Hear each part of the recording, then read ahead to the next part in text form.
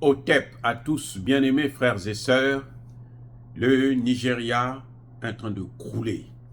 Le Nigeria est en train de tomber. L'économie nigérienne est en faillite. C'est un pays qui est en train d'aller vers la faillite totale. Le budget nigérien qui était de plus de 5 000, le PIB plutôt, qui était plus de 580 milliards de dollars, est descendu à moins de 300 milliards. Donc, c'est la chute aux enfers.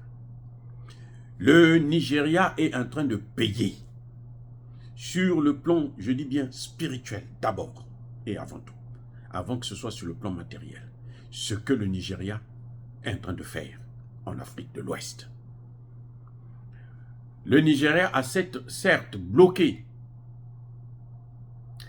l'adoption de l'éco Macron-Ouattara, mais le Nigeria n'a pas pris ses responsabilités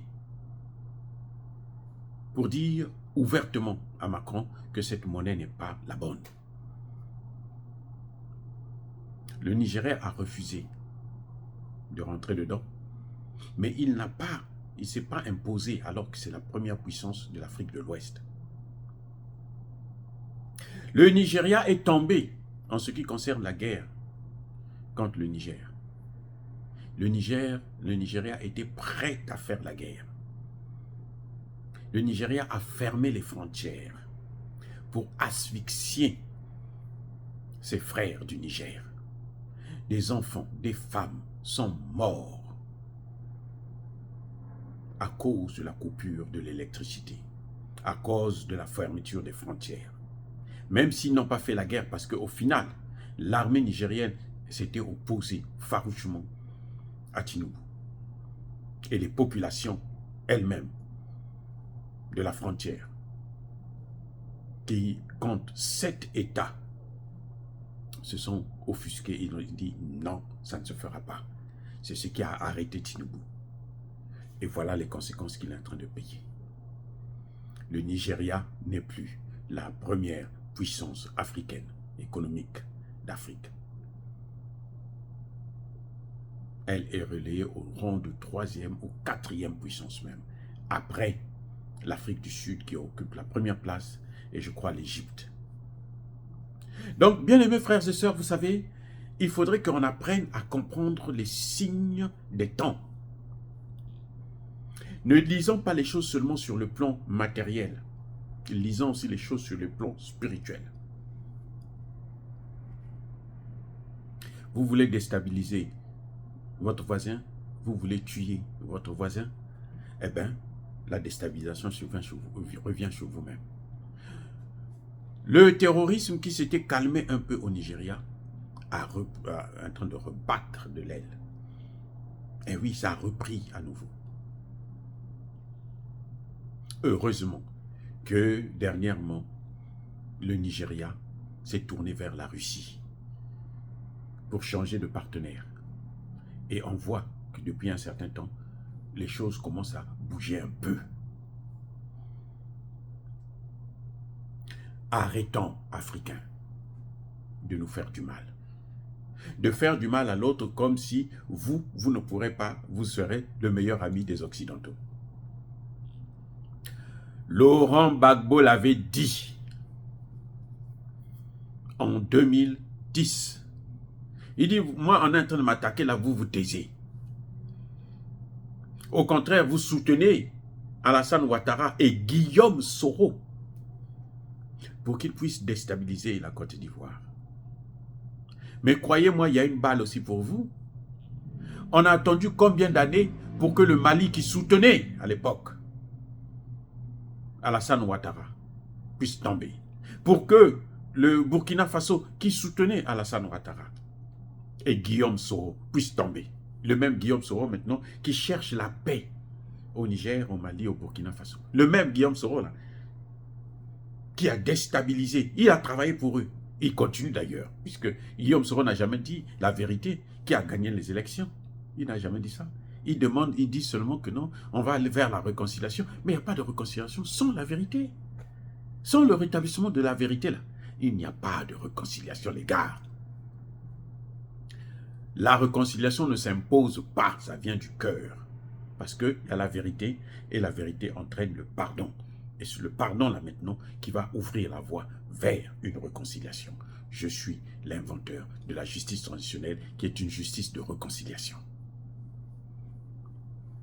La théorie de la justice transitionnelle que j'ai créée, c'est une théorie de la justice de la réconciliation. La finalité, l'objectif de la justice transitionnelle, c'est la réconciliation. Ce n'est pas une justice pénale. Mais la réconciliation est conditionnée par la connaissance de la vérité et par l'obtention du pardon. Donc, vous voyez, ces pays-là ont fait des choses. Et voilà qu'ils sont eux-mêmes déstabilisés. Maintenant, là, avec l'élection qui est en train de venir au Tchad, Succès Masra dit qu'il va gagner l'élection dès le premier tour. Ça veut dire que si Kaka Déby est proclamé vainqueur, eh bien Succès Masra, qui est soutenu par les Occidentaux, va soulever une rébellion. Il faut s'attendre à ça. Voilà le schéma. Et le Tchad va être aussi déstabilisé. Pourquoi? Parce que le Tchad a déstabilisé le Centrafrique, a déstabilisé les autres pays aux alentours. Kaka Déby, Itno Déby, le père de Kaka Déby, était d'abord un grand déstabilisateur, avec tous les autres chefs d'État qui l'avaient précédé. Et maintenant, ça va être son tour. Sauf si lui, il choisit maintenant, comme il l'a dit, moi je veux être avec l'AES et je veux avoir des accords avec la Russie. Sauf ça. C'est la seule condition qui peut permettre d'éviter la déstabilisation du Tchad. Sinon, il faut s'attendre.